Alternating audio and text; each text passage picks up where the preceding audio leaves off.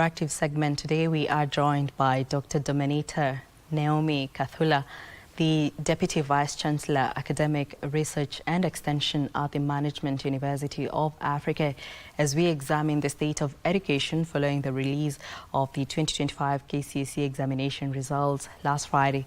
We will be unpacking what these results reveal about education policy, school performance, and the critical role of mentorship in shaping learner outcomes. Now, to kick us off, to start us off, perhaps what do the 2025 KCSE examination results communicate about the current education policies in Kenya?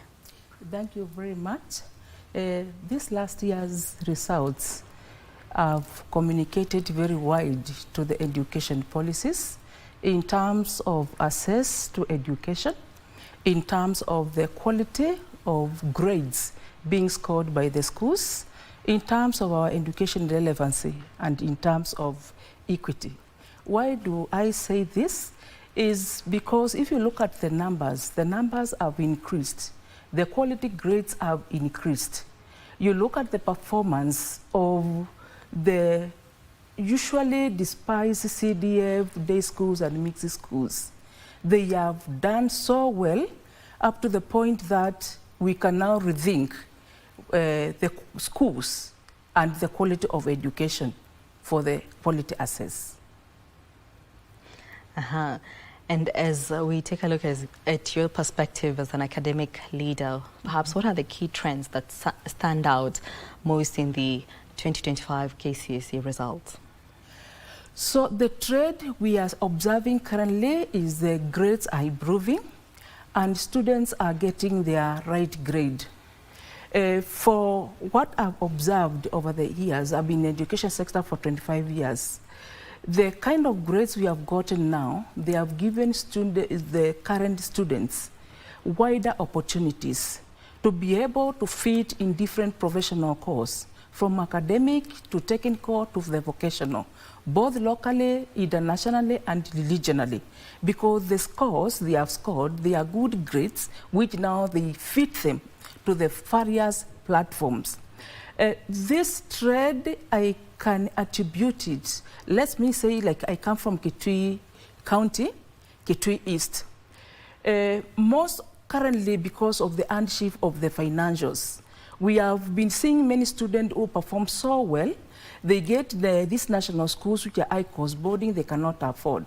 But through the talks with the parents and through the churches, students are being advised that don't go to this school where the parents cannot afford. Go to this school because all teachers are trained from the same universities. The kind of the resources the government is giving is like they are doing it equitably so that the law schools are getting more funds than even the higher schools. So this one will enable the facilities, the teachers are all the same. So when you go to this school where you'll not be chased because the education is almost free, very little. And even when the community is there and they know this child performed so well and could not go to that school, went to this school, you see community feels easier to chip in, to help in the fees because they can see sustainability than when a child goes to a school where the parent cannot afford and they are depending on the stakeholders in the community. So I think that those schools, the quality they have given this time round, I'm sure many parents will take their students to these day schools which are near them and they are impacting highly to the community because they are local students who are being taught in these schools and they are performing to become professionals. Perhaps from these insights, how can policy makers use the insights to improve teaching and learning outcomes across the country? So for the policy makers, what I would say is the key thing is the infrastructure. The infrastructure is the key thing in these schools. When we have the labs, when we have the library, when we have the facilities in these schools, any school can be a national school. The facility. So if our policy makers can just target on the infrastructure, they may come up if the individual schools' infrastructure for lab is not tenable. They may even come up in sub-counties to come up with usually like a center of excellence. There was that concept before, where a lab is done within, like where I come from in Mutito North Sub-County, we have 9 schools. So if a lab can be done and get equipped, you see schools don't do practicals or sciences the same day. So the teachers can be coming and borrowing this apparatus to take to schools, or they bring a class, so that we have pooled resources to ensure that all facilities are available. But also through the government, since I've been a board member from 2012 in 3 different schools, the government has been coming up with the support through even the World Bank on this lab infrastructure. Although sometimes they are stalling because we were given one, and after the slab, it has not been finished. One of my schools, St. Mathias Kwatundu. If this infrastructure through the grants can be fast-tracked and then they get done, it will be a game changer in our schools. It's the facility, because the government at least is doing quite good in terms of filling the capacity gaps in terms of the teachers. Mm-hmm. Perhaps what is your view on the strong performance by these schools in the examinations? My strong view on this day school is that they are doing us proud. The view, like I'll be biased because I'll refer to my schools. In Kitui County, what we did as professionals, we formed an association of all and the PhDs. Wherever you are, we have an association. So last year, what we did as an association of all professionals, we targeted to do mentorship, academic mentorship in our schools, in all our Kitui County. So we organize ourselves. We come from Kitui East. We go, all of us, to our schools, and we invite others from other sub-counties to go and talk to students in one central school. This, we could not reach all of them because we are funding ourselves and facilitating ourselves. But we asked each school to give from Form 1 to Form 4, that time is Form 2 to the best students. Each 3, those who have buses, they brought more. And what we did to them is to talk to them about their careers, is to talk about them where they want to go. Don't look where you are coming from. What you scored back cannot help you. But where you want to go is very important. And as you are reading, you need to be focused what you want to be in life. And through that, we were able to tell you, if you want to be in the scientific field, these are the subjects you are supposed to concentrate on. If you want, so your guide, you know, you used to be, our time, we used to have the career guidance booklet from the Kenya National Examination Council. I no longer see that book again. But currently, the professionals, they are honed. When you go tell your own, they have seen me where I've been born, where I've been schooled, and where I am. They relate to me more. And then when I bring a professional from another place, I had gone with a doctor from Wajir and another one from Eritrea. And they can see now, if now our own can bring these role models to come and talk to us about education. And they are promising them goodies, like if you do this, I will even pay for your transport to university. I will buy this one. Those ones are actually motivators. And that is what I will tell most of us professionals who are in town and elsewhere, how we are in a position of leadership. Let us go down to our community. Let us go down to these schools and then talk to the students. Let us go there, see this problem they are having. And we write for them proposal. Let me say this. I wrote proposal for St. Mathias Kwatundu. I wrote proposal for Mutito Mixed for the lab. Thank God, the ministry gave us lab, the World Bank gave us. So it is us to know the problem because we are educated and we know where the funds are to help the schools to be able to reach the ministry, to be able to reach the funders. And that one is going to change our community. Because it is not good when you are the only professional, well-up person in your community where the rest of the people don't have. When we improve everybody, our community, our nation will be better. And everybody else will have peace. Even when you go home, not everybody coming to ask fees for you. Because they know this school, when I go there, my child is going to pass and go to the university or go and do professional courses or professional course. Well, thank you. That is Dr. Domeniter Naomi Kathula, as we are navigating the topic of career mentorship. We shall be taking a short break. We will be back with our interactive segment.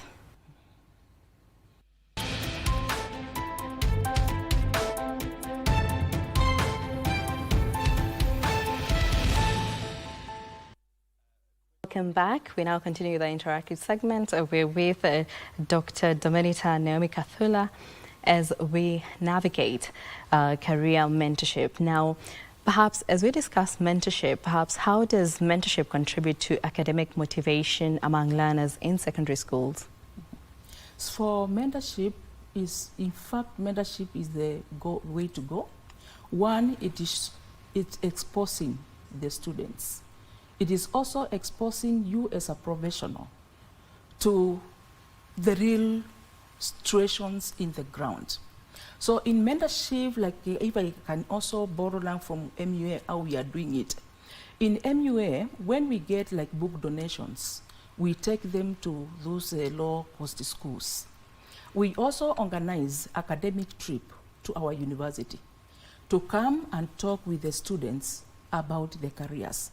Sometimes when you are not able, the schools, we just write to the schools and we invite them and we come and give them free talk on the careers. We also move, like when the CUSIPs is going to schools, we partner with them, we join them. When they are going like the academic clinics or this advice, the government, they usually have those budgets, they usually go visiting schools. We partner with them with our marketing department so that when we go there, we are also given opportunity to talk about our university. So in our university, mostly what we are doing, apart from the academic courses, where we have Bachelor of Education, Bachelor of Computer, we have Bachelor of Management and Leadership, Development Studies, and BCom. We are also having professional courses for the students. We are also having the technical courses. We have technical institutes. And also we are having like we call like special courses. Special courses you find sometimes people want to know Japanese. We have partnership with the Japanese. So we are teaching our students, those who want to learn Japanese. We are also having Germany. We are also, those languages which mostly they are being used for trade, we are teaching our students. But when it comes to high schools, what we are doing is usually to reach the mentorship. Once you bring a student who has never, even some of them have never stepped in a town, they have never stepped in a university, then we just bring them to the university, Management University of Africa, in South Sea, and then in Kitengela. We make them tour the classes. They see the smart board. They see how teaching is done. When that child goes back, they go with a changed mindset that I want to work hard so that I go to a university. Exposure is very good, and the mentorship is an opportunity to expose the students. When you go there, like our profession, the one I've told you of the PhD orders from Kitui County, we go there wearing those now PhD gowns. And we walk there in the town with those, anybody will want to wear that gown. And as a student, and you see where I came from, what is the difference between you and me? So I am saying in mentorship, let us all, it is time consuming. It is your resources you are using as professionals because nobody is funding you, but the impact you have in your community and in your people, it is paying back. And I can say for me, this year is my best year because the schools I'm a board member, too, I'm a chair. From 2 students who used to go to university every year, a school has taken 29 direct to the university. The other one, which has only been taking 1 child to the university, we are taking 12. The other one, we are taking 10. And these are day schools. Day schools. So is that not a plus? Is that not changing our community? Even if I may not be remembered for anything else, those professionals will have that there's something I did as a community for them. And that's what each and every one of us should sacrifice their resources and their time and their knowledge, because this knowledge is to help our community to become better. Mm-hmm. You've discussed the measures professionals are putting in place. Perhaps what are some of the roles the schools, parents and institutions of higher learning should play in strengthening the mentorship programs? Yes, yeah. The institutions, the role the institutions should play, especially the universities. The universities, they are the link between the employer and the schools and the community. You know, the university is meant to teach and learn, do research, and community engagement. So if the universities have those consulted programs, like in Management University, we have a program we call Career and Employability. It is funded partially by the Education Collaborative, where we are teaching the ongoing students and reaching anybody, even you can log in. And you get talks from all over the world. Through that, you find you are being exposed more than just Kenya. Even like tomorrow, I'm going to US Embassy. We are partnered with these volunteer teachers. And then we get them, they come and teach English. And you know, you teach English, having learned in Kenya, and the way this person else from US is teaching, you see, that one is also an encouragement. And this one is showing our students that education is global. You are learning in Kenya, but you can go and work anywhere in the world. We are not in an era where we are competing as universities. And then the professionals, we should be global. You can work anywhere. So impact that knowledge you have anywhere. And through institutions of university, I'm talking about them, let's use our students, they have organization, let them go out and mentor the schools. Let even the faculty go out and give these public talks to the schools. When they are usually having even the Arambis, let us attend.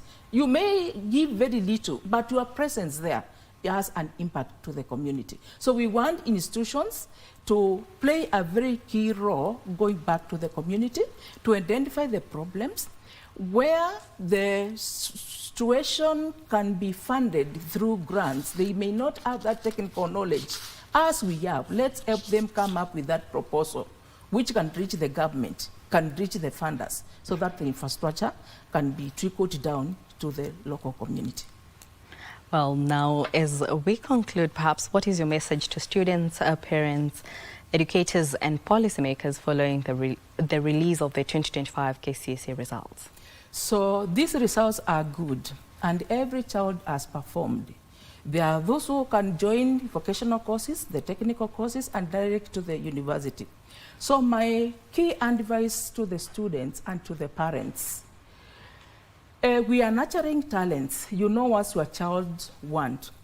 There are those who scored C+ and above. We have seen they are 27.3%. Those who got C- and above, around 51%. So what I will say, we have these pathways from certificate, diploma to degree for academic progression or TVET. My advice to the student, if you feel what you scored, there is a unit which meant you not to be able to qualify to that either degree or to that program you wanted. I will advise the student, if the earliest time the government lists the results very early, go back, repeat, so that you get direct entry to the university. If the score you got, you feel you can improve it, or there is a unit you failed, which is very important to the career you want to take, it is high time, it is just from October you do exam and then you'll be able direct to proceed to the university. Those others, we have this pathway. Although it is long, but it is worthy. We have these TVET programs. They are 3-year courses, but they are usually very employable. So think of the TVET courses, think of the vocational courses, but to those who think they missed their university qualification by a whisk, I will encourage you, go back, repeat, so that you transit next year to the university than taking this other route, which may waste or may take you 3 more years before you get the degree. Well, thank you so much. That was Dr. Domeniter Naomi Kathula, who is the Deputy Vice Chancellor, Academic Research and Extension at the Management University of Africa. Well, thank you so much.